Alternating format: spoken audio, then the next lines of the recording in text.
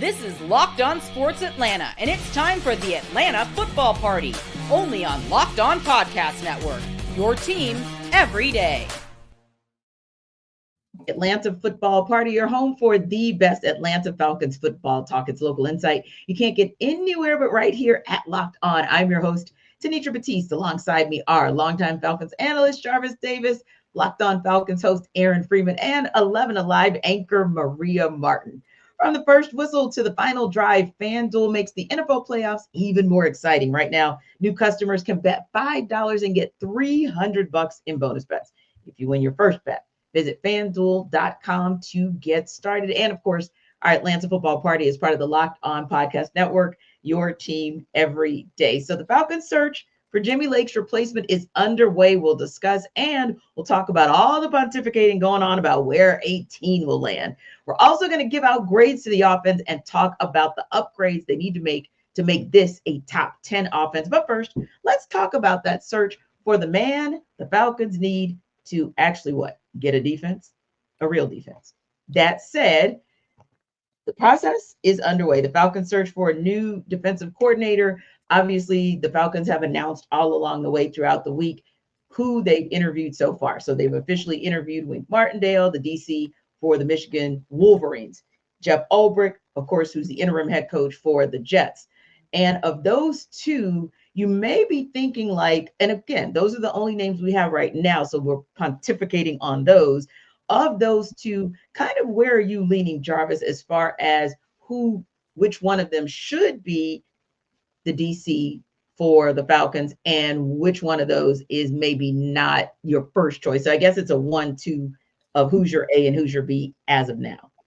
To be honest with you, I have to go, Wink Martindale at A, and then B, I'll go Jeff Ulbrich. Now, I like Jeff Ulbrich, but that would seem, if he were to bring Jeff back into the fold, it would seem like that would be kind of some of the same old, right? Because I've kind of continued this, and I will stick to this until they actually make that hire official.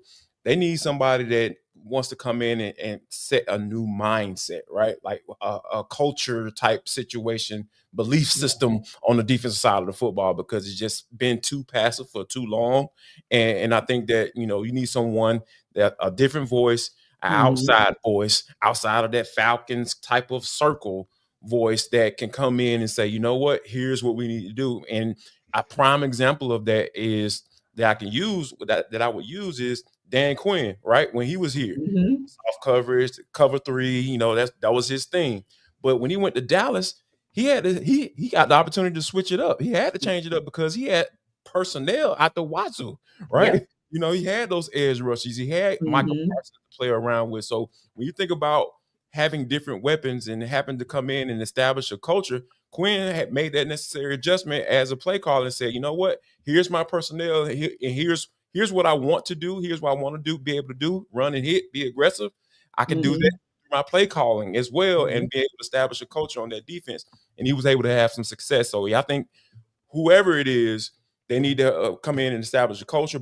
And I feel like Wink Martindale is that guy that would be more so of that because of the aggressiveness that he brings when he comes to calling plays. Yeah, Maria, that's kind of what we're hearing. And I think most of us would agree as well. When you think about what Wink Martindale has been able to do and maybe having that fresh voice in there who's not attached to any of the former regimes per se, whereas Jeff Ulbrich, whom we all love, we thought he did a great job when he was the interim DC, when Raheem was the interim head coach. But there have been some questions about whether or not that would bring more of the same. But for you, Maria, not to put words in your mouth, how do you feel about these first two defensive coordinator candidates and who kind of has the edge for you now? Don't worry, y'all know me well enough by now. You can't really put words in my mouth. So for me, one of the things that I am really worried about when it comes to Jeff Ulbrich is really exactly what you said. You don't want to bring somebody in who can't really bring fresh perspective.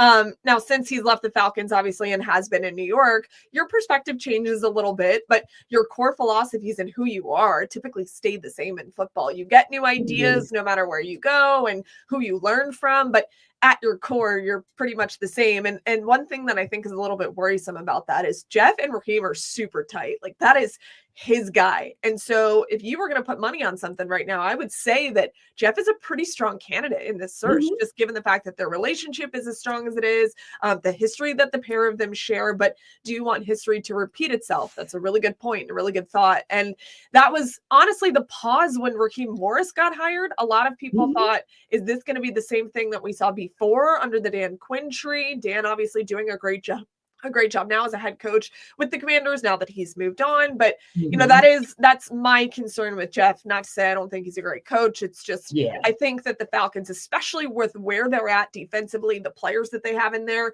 they need about as fresh as you can possibly get. Wink Martindale, he is older, but you look at his resume and it is extensive. He's been around the league. He has had so much success.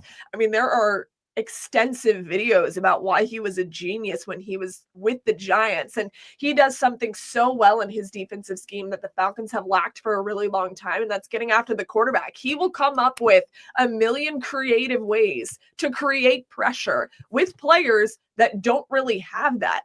And so I think that piece of it for Wink Martindale makes a lot of sense. And a lot of people want to know that a coach can develop players, especially with this Falcons defense, who is very young. I presume they're going to continue to be young next year, probably have some new faces in there. Can you get a guy to come in and develop guys? Well, now that he's been at Michigan, he has a taste of that.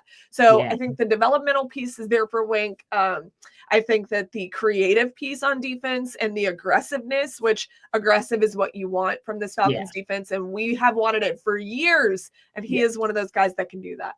Ooh, Maria had a lot of nuggets in there, Aaron, that I think are so important as well. Number one, going back to that, the college ranks can help you, because I think this defense is going to sort of turn over some of the older players. So now you'll have that understanding of the mindset of those young guys and how to get them up to speed pretty quickly, because it's a different mindset when you're talking about maybe a 30-year-old in a Grady versus maybe a 21-year-old or 20 or 22 draft pick that you'll go with in 25. So I think that'll be good.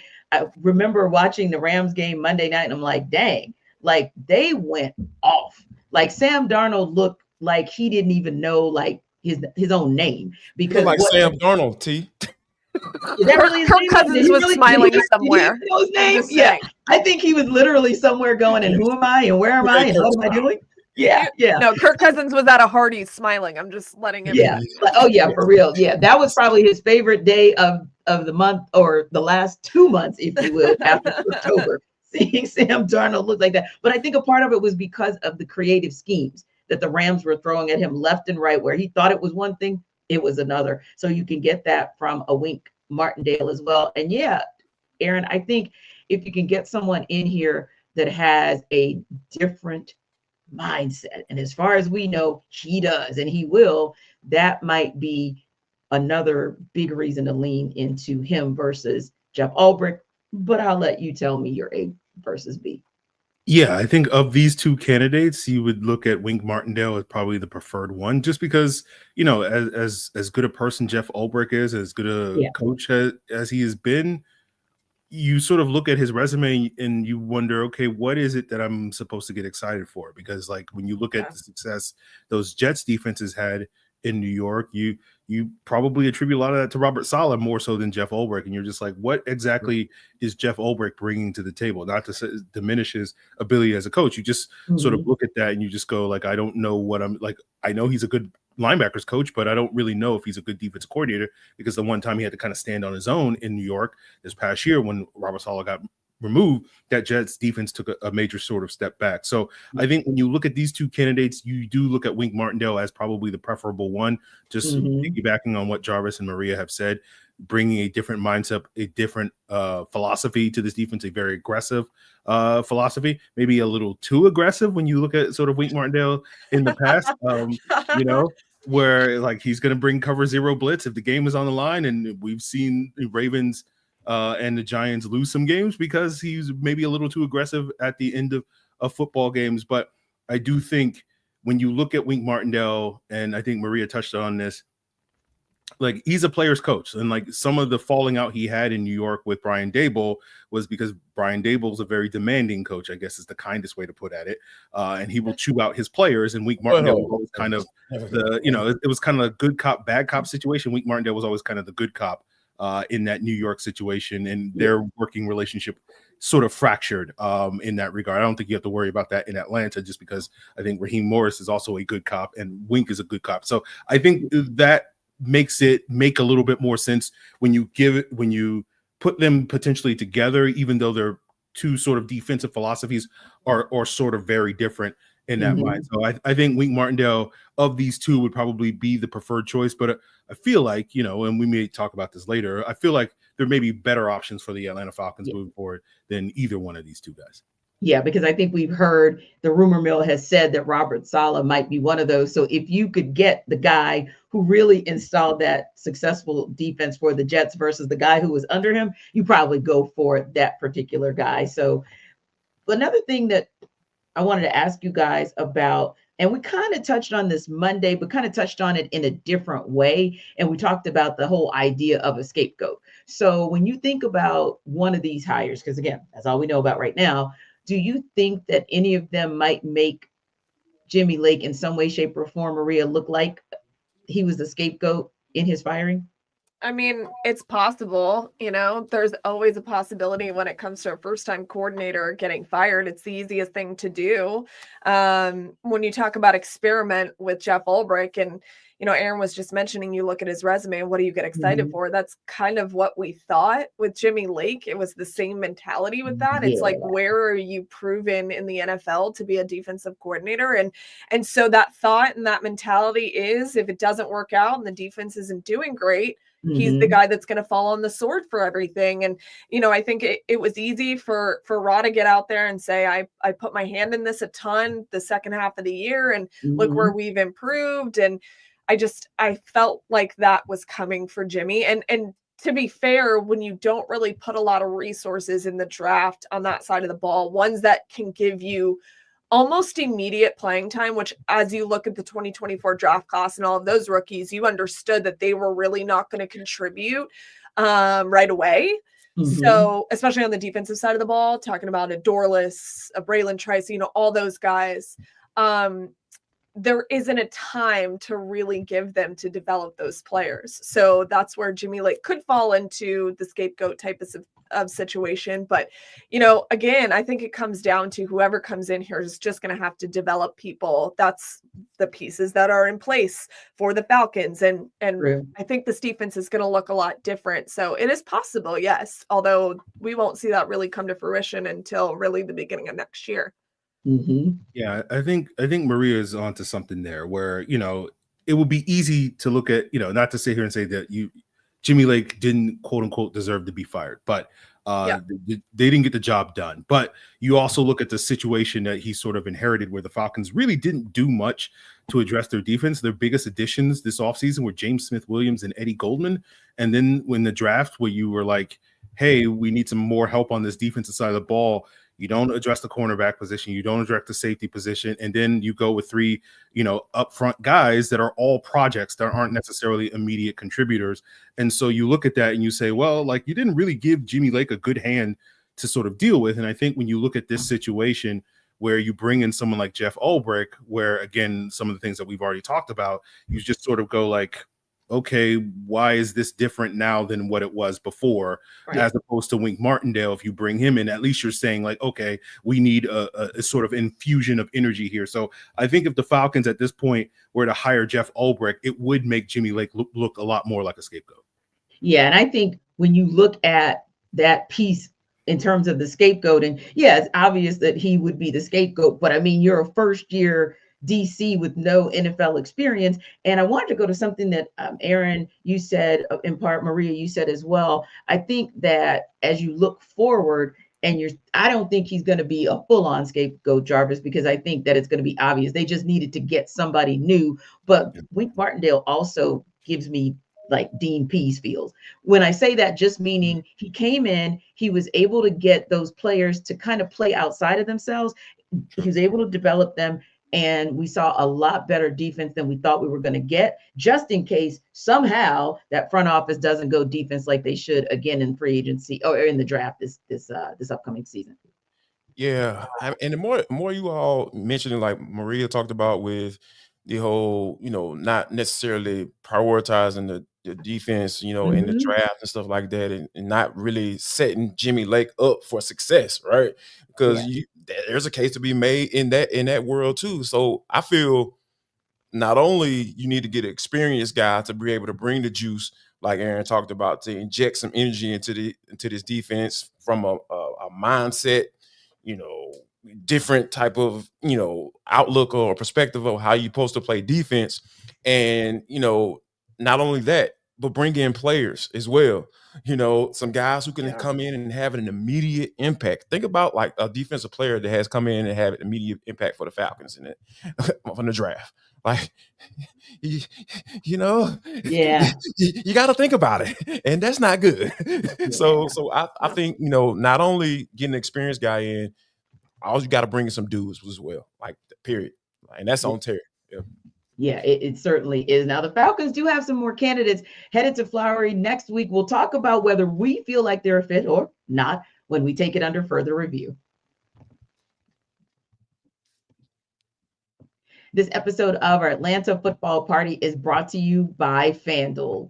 From the first whistle to the final drive, FanDuel makes the NFL playoffs even more exciting. Right now, new customers can bet $5 and get $300 in bonus bets if you win your first bet. That's $300 to keep the action going. The FanDuel app is easy to navigate, and the variety of bets keeps every game excited. Plus, when you win, you get paid instantly, no waiting around for your winnings. So whether you're betting on your favorite team or just looking to add some extra excitement to the playoffs, FanDuel has you covered. Just visit FanDuel.com to join today and get started with $300 in bonus bets. That's FanDuel.com. Make this playoff season unforgettable with FanDuel, an official sportsbook partner of the NFL and America's #1 sportsbook.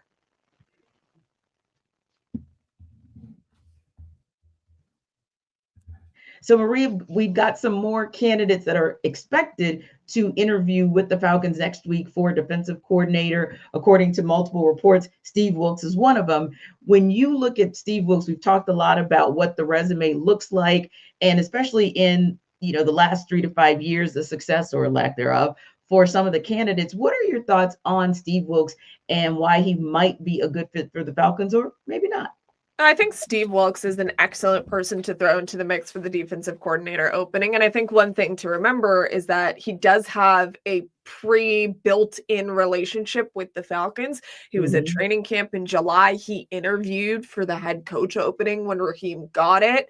Yeah. So Terry Fontenot has had these extensive conversations with Steve. He's got a pretty good understanding of where he's at scheme-wise, what, those conversations are more geared to him being the head coach. So that interview process is obviously going to be different than when you're interviewing for a coordinator position, but you pretty much know exactly how he thinks, how he operates, how he's going to run scheme. And they were clearly very impressed by that because he was a head coach candidate for them. And they should be, he, just like Wink Martindale, has a very extensive career in the NFL. Granted, he took a break this past year and was just kind of floating around. But obviously Steve is itching to get back in, and he interviewed for a couple head coaching openings when they were available. Didn't get either one of them. I think that he would be a really good fit for the Falcons. The question would be developing players. When he went to the Super Bowl with San Francisco, that defense was just like, oh my gosh, like otherworldly. And things that they were doing were things that you would love for Atlanta to have. And so I think someone with that experience and that type of rapport around the league, you can't ignore somebody like that. So I think this is a great option.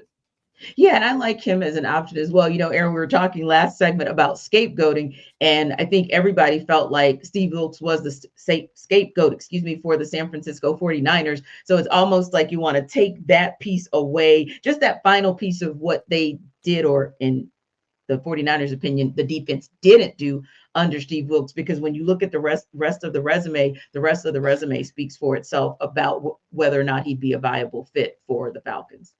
Yeah, I think with Steve Wilks, I think the one question you do have with Steve Wilks is he hasn't really stuck around long in any one place. And again, he's not always in control of that. Like, he was 1 year as the DC in Carolina before he got, the job in Arizona, and then he got fired after 1 year, and that's part of the ongoing lawsuit against the NFL. And then he went to Cleveland under Freddie Kitchens as the DC, and then that coaching staff got fired, and then he went back to Carolina and became the interim coach there, and then he moves on, and then goes to college, comes back to the NFL, and whatnot, and goes to San Francisco, and then so that's the problem. The one question you have with Steve Wilks is like, why does he always sort of be one and done at this stage in his career, given how good a defensive coordinator he has been? But yeah, I think when you look at him on the positive side of things, he brings that sort of aggressive mindset that you're looking for, because his defenses are known for the fire zone blitzes, which is bringing 5 and 6 man pressures, playing zone behind it, unlike Wink Martindale, who's going to bring those 8-man pressures and play man coverage behind it as a crazy person. But I think Steve Wilks is that step in the right direction in terms of bringing a more aggressive mindset, but not without a complete overhaul in how they do defense on the back end, because they're going to be still that zone team that we know Raheem Morris. So I feel like he's kind of like the healthy in between going to one extreme with Wink Martindale and staying basically the same as they might do with a Jimmy Lake or a Jeff Ulbrich sort of defense. And so I think that's the reason why you do get excited about Steve Wilks, because he's a big step in the right direction, but at the same time, you're not necessarily completely abandoning your entire mindset, where we saw with this team in the back half of the season, where it's like, yeah, this defense can work. We just need to get better players on the defense side of the ball, to piggyback on what Jarvis was saying earlier, where they just need to go out and get better players. So I think Steve Wilks makes a ton of sense there. And to add to the whole Steve Wilks in San Francisco situation, I think that was kind of like a different type of scenario, right? Yes. And because Kyle Shanahan wanted whoever came in, I want to run the defense that we've been running. So, and I want to keep all the staff that's here too. So it was kind of a situation where they understood and respected what he brought to the table as a play caller, but here's how we want to do things. And we know we're used to that type of situation too, with Steve Sarkisian having to deal with that when Dan Quinn was here and running the Kyle Shanahan offense, which is so weird, so weird to me. I understand wanting to have to run things a certain way, but to sit up there and say that you want to run it like specifically to what he used to do, and that was basically a setup to me. And I think that that's what happened to Steve in San Fran. But as far as the mindset, the makeup of what he wants to do as a play caller, I was looking at some numbers of him when he was in Cleveland with Freddie Kitchens, like Aaron mentioned earlier. Man had like a 44% blitz rate. He and then he had a blitz rate with the DBs of like 20-something%, and it was like top 10 in the entire league. So yeah, just stuff like that just gets me excited. I'm sorry, because a guy who can be that aggressive and send it from different levels too, that can tend to confuse young quarterbacks, right? So that the Falcons there are going to be some young quarterbacks in this division outside of Baker Mayfield. So you won't have to worry about Bryce Young looking like an all-pro in his and making people feel that he's that number one overall pick that Carolina drafted him to be. So yeah, I think that Steve Wilks makes a lot of sense to me. And like I said, a lot of times the NFL can be weird when it comes to job situations, because you never know what the dynamics are. And I think that San Francisco situation wasn't all necessarily his fault. Yeah. And hopefully maybe, and this is me coming back from my old life, but maybe when he gets that question of, and why have you not been able to have a job and keep a job? Well, actually, I had a good run with the Carolina Panthers because I did have multiple stints with them. So that does speak about what my ability is to interact and have some type of longevity based on, who's in front of me. But anywho, that's neither here nor there. It's just what I thought about Steve Wilks should have as his response, because that's how I think. But there's another guy that reportedly is coming to Flowery Branch next week, Aaron, and that is the former Bengals DC Lou Anarumo. At some point, actually today might be his day. So you look at familiarity, but this might be the good familiarity because it's with Jesse Bates, not necessarily with Raheem Morris or anybody who's been in that building in Flowery Branch, right? So that said, do you think that might work in his favor as well? Because sometimes players do advocate for a particular coach or coordinator, and maybe Jesse Bates would advocate for him. Yeah, I think that definitely does help Lou Anarumo's case, where for those 2 seasons in Cincinnati in 21 and 22, he was widely considered to be the best defensive coordinator in the NFL during those seasons. Yeah. And then you look at, sort of the fall off in Cincinnati the last couple of years, and a lot of people have attributed that to losing a player like Jesse Bates, losing a player like DJ Reader to the Detroit Lions. And sort of you look at that Bengals defense, those defenses were built through free agency, and they had a lot of success with free agency as well as the homegrown players like a Jesse Bates. And so that gives you, at least for me, and I know Jarvis is on the same boat, where it's like, hey, if it ain't broke, don't fix it. If you build a defense through free agency and you got a good defensive coordinator, we know that Lou Anarumo can sort of build that thing. And so I think when you look at his success, especially going up against the Kansas City Chiefs, he's probably been the most successful defensive coordinator, keeping a lid on that Chiefs offense over the years. That makes you go, okay, like this guy, when he goes up against some of the best offenses in the NFL, like he's able to sort of bring that X factor that you're really looking for a coordinator. And so I think when you sort of look at that and you say, okay, well, we know his defense can be a high performing defense when he has Jesse Bates on the back end. And then we know if we can go out there and, I don't know if the Falcons going to get a Trey Hendrickson type of free agent pass rusher, but, I will welcome the challenge for the Falcons to find that type of difference maker up front. But, it's I don't know if that's going to happen.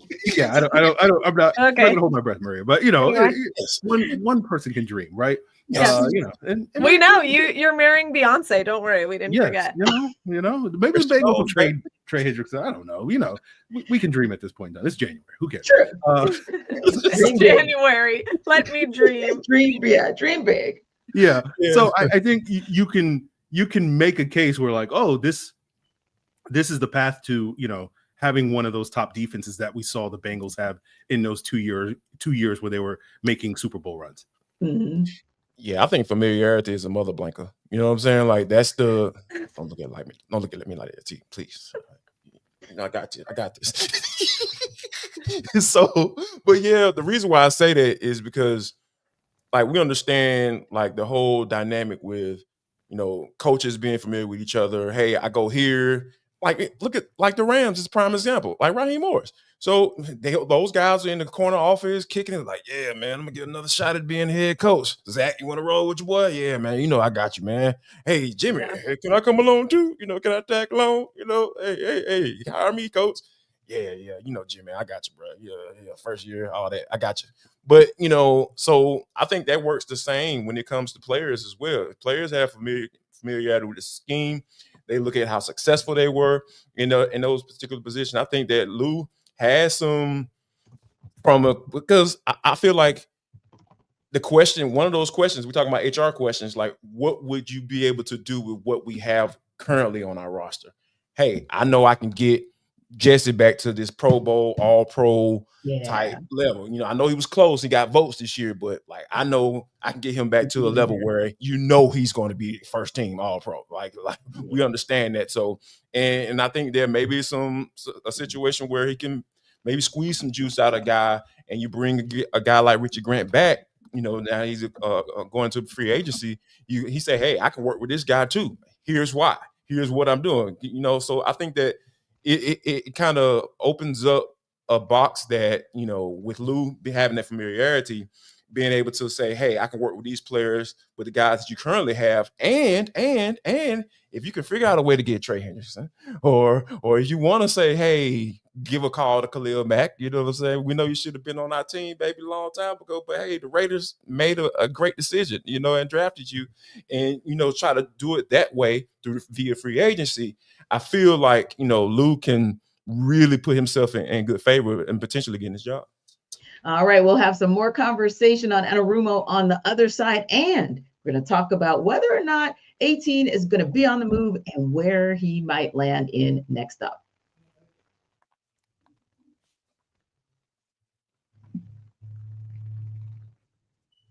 So, Maria, before we move on to talk about Kirk Cousins, I wanted to give you an opportunity to talk about Lou Anarumo as well, and your thoughts on whether or not that familiarity that we're talking about, it could play in his favor, and what you think about him being a fit for the Falcons as defensive coordinator? First of all, we know that this is how coaching works, right? And especially in the NFL, it is you run with pretty much the same circles anywhere you go. And once you hitch your wagon to one person, you can ride with that person for as long as you want. And so familiarity does obviously have a very big role here. And a lot of people in Cincinnati were up in arms about Jesse leaving. And like, I get it. Thank you for bringing him over to Atlanta because he's an amazing player. But that really, a lot of the blame in that whole scenario fell on Lou, which is hilarious to me. I'm literally laughing about it. Like, what control did Lou really have in that scenario? He can tell the front office all he wants, hey, don't let this guy go. But at the end of the day, it's a business. They're going to make the decisions they want to make. And so I think that, you know, the defenses that he had when Jesse was a part of them, especially in particular, the 2022 defense, where they finished 6th in the entire National Football League in points allowed, that is a stat that we need in Atlanta. I mean, I think Atlanta has been, I don't even want to say suffering, but kind of suffering. Yes, that's the right word. It's okay to say that. I'm trying to be nice. It's January, okay? That's going to be my response to everything. In the bucket 2025, you know? Okay, fine. Suffering through watching this defense for years now. And so I think a guy like Lou can absolutely level up. You look at, you guys have mentioned it ad nauseum, some of those defenses that he ran around with in Cincinnati, they were stopping some of the best offenses in the NFL at a consistent rate. And granted, their defense looked a little bit different than the Falcons does. So that does correspond with that. You know, you are going to have to go out and improve the defensive side of the football, which I don't even know what year it is. We've been saying that in 23, 24, 25, 22, 21, whatever. So it's time to get them more pieces. Lou's an excellent option, I think, for the Falcons. Yeah, I like him as an option as well. And I'm chuckling because I'm like, as a Steelers fan, I can tell you that the Bengals have lived rent-free in their head at times as well because of the work that he was able to do in just confusing the offense for the Steelers, which ain't that hard to do. But yeah, confusing the offense for them, but more importantly, the Super Bowl champion Kansas City Chiefs. Anytime you can live rent-free in their head, that's huge that you were really the catalyst for that. It's January. You have to be nicer. Not at all. This is the time where I should be nice now. Yeah, this is going to be nasty work right here. All out, baby. Yep. But that said, you know, we chuckled earlier, Aaron, about the situation Monday with Sam Darnold looking like he was deer in the headlights and whether or not Kirk Cousins was somewhere eating some lemon pepper rings and just being excited about what he saw. That said, there have been some interesting scenarios thrown out there in the last few days. And I think that Sam Darnold, that situation is what kind of gave that uptick again. Because again, when Kirk was benched and then when the season ended, that's when you started to hear about it. Now, once again, after the Sam Darnold implosion Monday, you're hearing the words again, ooh, where will Kirk Cousins land? Some pundits have him landing at places that are desperate, like the Giants, who have no quarterback on contract for 2025, or the Browns with the Deshaun Watson situation that's spiraling out of control because it seems like the dude's never going to take the field again. But there are some who are like, can Cousins possibly go back to Minnesota and maybe be that guy for them, because they don't know. Well, they know about Sam Darnold, I think, now, but they may not know about J.J. McCarthy and who he's going to be and whether or not they may want him back. I mean, stranger bedfellows have actually reconciled. But anywho, since it's January and we get to play GM, go on and play GM and see where you want Kirk Cousins to land or where you think it'd be good for him. Well, you know, the Minnesota quarterback situation is one of those fascinating ones because it's like J.J. McCarthy, Sam Darnold, they got Daniel Jones. Do you bring back Kirk Cousins? I don't think the Vikings fans, that at least I know, would be particularly thrilled for them to bring back Kirk Cousins at this point after the season ahead. Like, they made that clear when the Falcons about being in January. Yeah, that was the whole going on the couch somewhere to get away from having to deal with all the things that the Falcons had to deal with Kirk Cousins. No shade at Kirk, but it didn't quite work out as we're talking about it right now. So I think, you know, where Kirk lands is going to be fascinating. I think Cleveland is the obvious choice, but Cleveland has options. They got the number 2 overall pick. If they like 2 quarterbacks in this draft, I think the best case scenario, I would imagine is like they're going to take a quarterback. They're going to just pretend that Deshaun Watson doesn't play for them because he doesn't. You know, I mean, he doesn't exist. Yeah. It's kind of how Houston treated him that last year. It's just like I don't know who's Deshaun Watson. Who's that? I don't know him.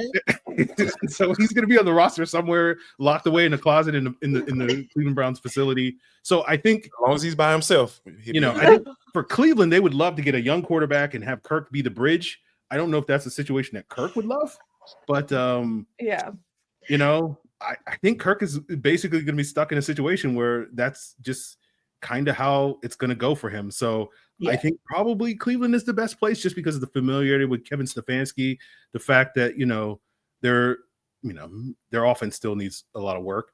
But like they're at least theoretically like, hey, Kirk, you don't have to score a bunch of points because we got Myles Garrett on the opposite side of the ball. So it's not that's what I was thinking for you as well. A couple things there.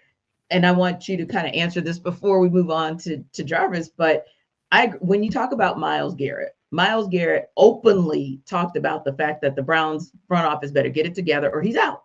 So I believe that that's going to put pressure on them to get it right on both sides of the ball. Otherwise, you lose the best defensive player essentially in the NFL. So I think that might put some pressure on them to maybe kind of go after, try to get in free agency, see if it works. And maybe that's the one situation where even if he goes in as a quote unquote backup, that's probably the situation where he has the best shot at QB1 if he goes in as a backup. So for me, and actually, Jarvis, I'll move on to you because I know we're kind of running pressed for time.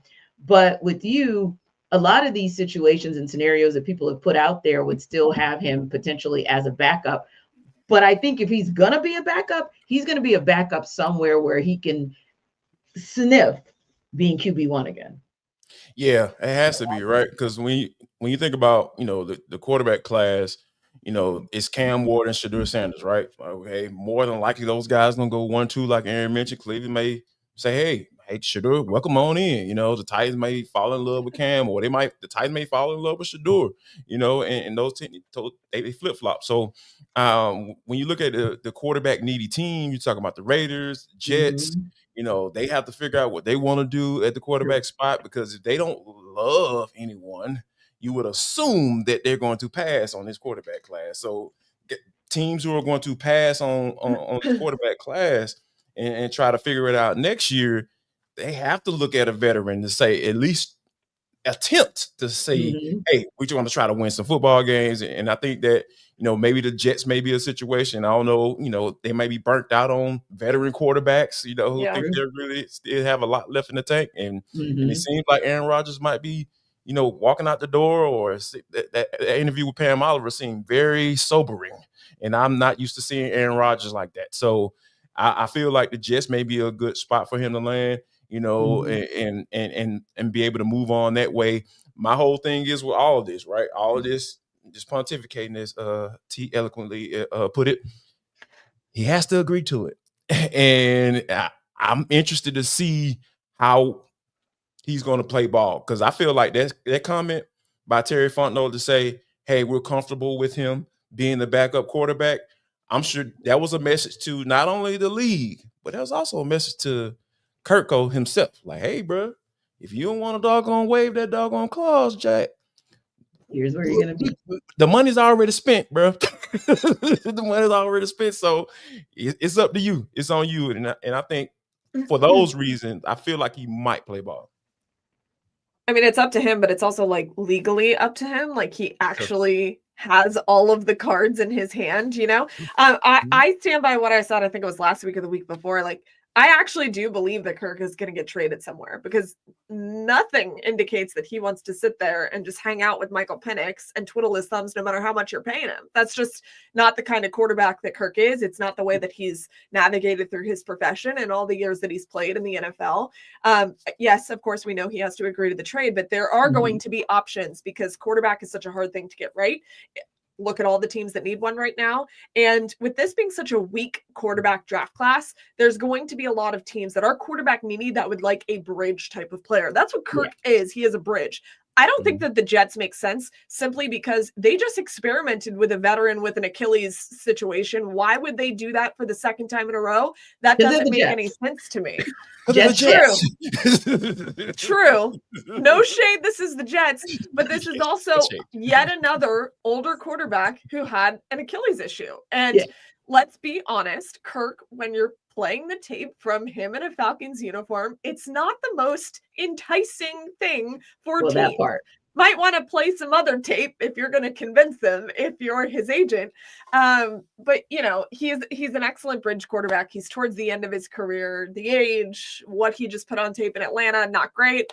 But I do think that he can give you a little bit of a serviceable exit when it comes to the last couple of years in the NFL for him. And a bridge quarterback is not a bad thing to have. Have him there, develop somebody behind him. Those things are very viable options. I'm just secretly very happy and now outwardly very happy for Kirk that things played out in Minnesota the way they did, because I know that he's had a really tough go the last couple of months, and he was just posting that picture from a Hardee's thinking, my goodness, I hope a lot of Vikings fans out there give me a little bit of credit, because it wasn't always my fault. Right. And as he said earlier this season, after the debacle, or I should say late in the season, I can still play quarterback. So he still believes in himself. And we all know he has super agent Mike McCartney. So I think they will probably between themselves be able to figure out something that also is going to be viable for the Falcons in terms of him potentially saying farewell. Speaking of farewell, there are some players that we don't want to get rid of because they got some high grades on that side of the ball for the Falcons. We'll discuss on the other side.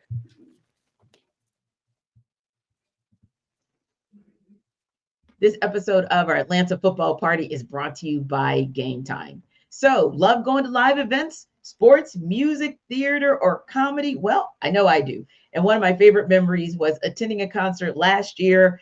It was last minute for me, so I had to go with Gametime in order to get myself a good seat at a good price. So Gametime has now made it even easier to get tickets to your favorite events with their new feature, Gametime Picks. This feature filters out the fluff to show you only incredible deals on great seats, so you don't have to waste time searching through thousands of tickets.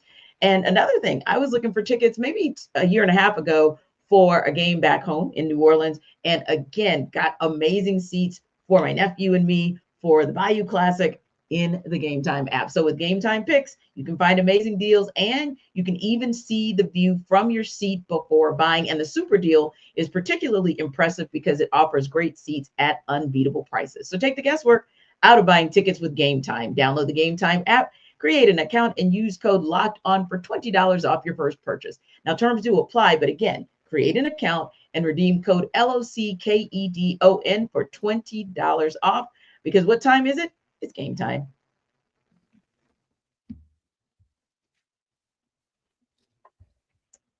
So Jarvis, we know that from the defensive side of the ball, it might be a little sticky to try to give them grades at this point, and we might need more than a segment to break down why and how they got their grades. But I think for the offense, it's so much easier because we really saw them individually and on some level collectively evolve to that next level. So let's start with Michael Penix Jr. because we just ended a conversation on the guy who he replaced. What was your grade for him with the limited sample size that you saw in the regular season? I would probably say a B. A solid B. Because like when you talk about being thrust into a situation where you haven't thrown to your number one guys, and basically people are just the weight of your shoulders of your chances for your team to get into the playoffs is on you, basically. You're like, hey man, Kirk ain't getting it done. Mike can save us, So it's like having that on you coming in and being able to get with the offense coordinator and Zach Robinson. I know we'll talk about him a little bit later, but I feel like in that 3-game sample size, it is. I even think about the 4-game sample size that we got from Desmond Ridder, towards the end of Mariota's term and going into the following season at the starter. I know there was a little buzz about, okay, he didn't turn the ball over. All right, that's cool.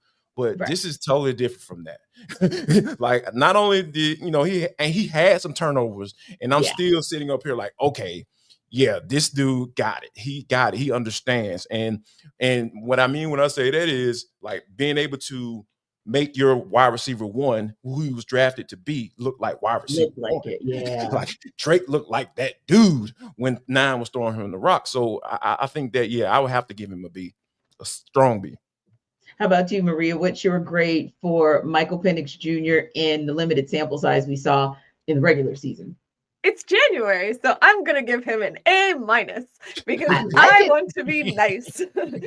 No, but I do think the A- indicates there's room for improvement, which of course we only saw a few games from Mike Penix, but I think what he is able to do coming in off the bench and just being a rookie and his first time out there, and really, we didn't even really see him in the preseason. We didn't get to see everything that we wanted to until they were like, poof, it's yours, you're QB1. And that's a really tough thing. Right. Good luck. I think that's a really tough thing to do to a first-time quarterback in the NFL. And I think that he passed that test with flying colors. Saw a lot of things that gave me a lot of hope. The differences are very vast between Desmond Ridder and Mike Penix. I understand this.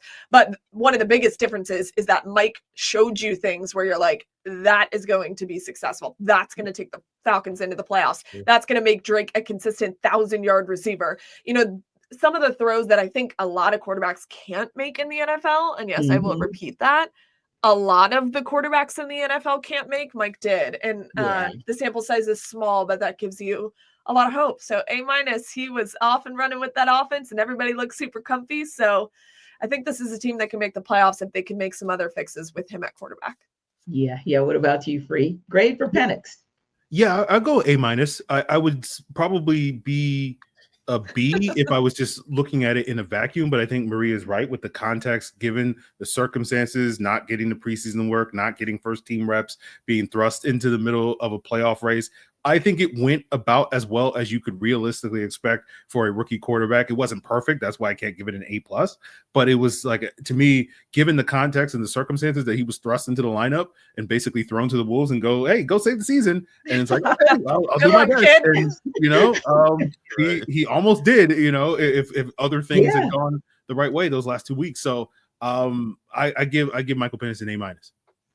Yeah, and I would probably split the middle and give him a B+, because I definitely think he was trending to the A, no question. And some of those mistakes that he made weren't all his own. But yeah, you see quarterbacks with more experience, Sam Darnold, get into some high pressure situations back-to-back weeks when they had to go up to Detroit to determine who was going to win the NFC North or who was going to get into the wild card round, and then turn around and show you the same when they were under a pressure cooker not far from LA and had to contend with a team that was fighting. They were playing for more than just winning a wild card game. So yeah, I like what I see in Penix. And then anytime you can make your wide receivers like Drake London happy to be out there, and he's like chomping at the bit for what this is going to look like, man, can you imagine when those guys get together in the off season and start to really get their chemistry going?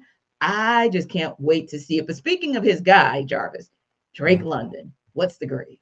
A. Let's go. Like, because before he established rapport with Michael Penix in 3 games, he had a heck of a rapport with Kirk Cousins, right? Even through the little situation he had, just call it that. I'm gonna try to be nice, like Maria. I'm gonna take Maria's advice. I'm gonna try to be nice. So, but I think that when you think about when he went to Drake, 3rd downs, when you needed a big play, he made those catches, and he came through for you consistently, and he consistently found, Drake throughout the season, so for as far as a whole body of work, I feel like Drake established himself as wide receiver 1, almost 1,300 yards, 9 touchdowns. When the last time we talked about a wide receiver doing that for the Atlanta Falcons? So long time. Long time. See, it was a long time ago. So yeah, so when you think about those type of numbers, a full season sample size with 2 different quarterbacks, yeah, that is an A for me in my book. I will go A. I almost give him an A+.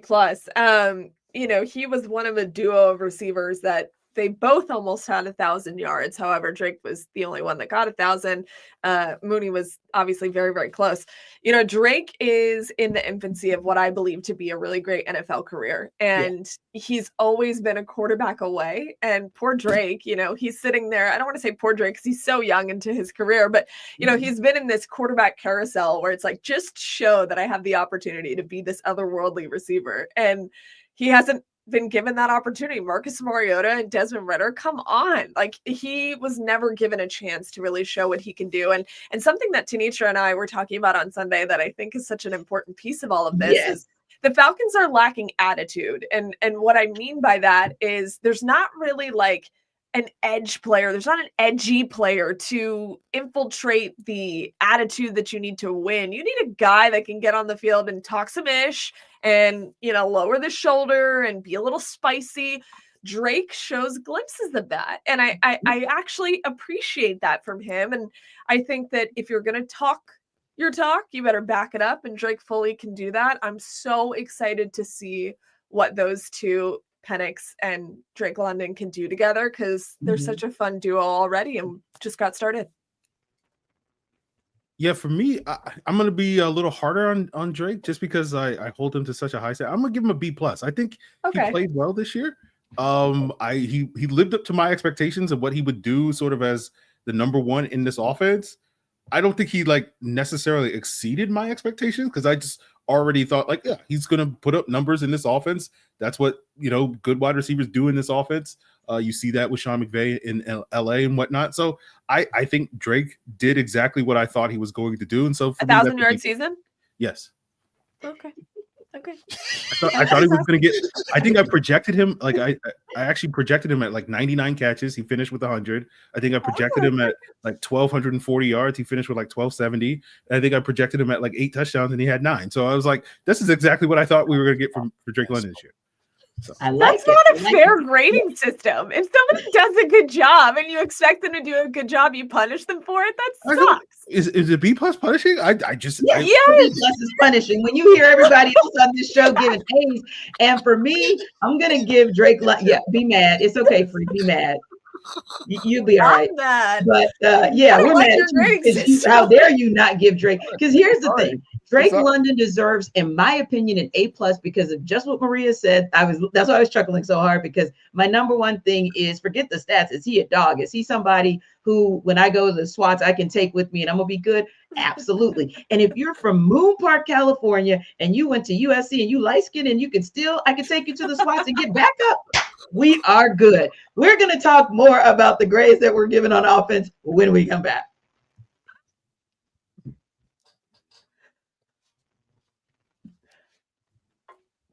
Oh boy. I'm unwell. Oh my mute. So let's talk about another dog. But to me, Free, and you better be nice, Free.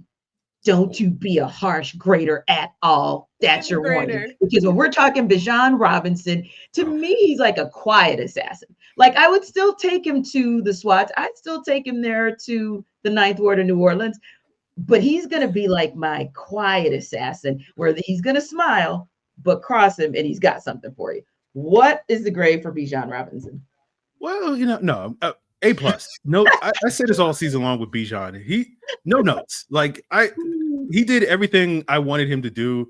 Like I think he could have done more, but that's not Bijan issue. That's a Zach Robinson issue. But we can talk about that later. So like I was waiting all season long for like, oh, when's that Bijan fumble gonna happen? That's gonna completely ruin the game, like we saw a couple of times his rookie season.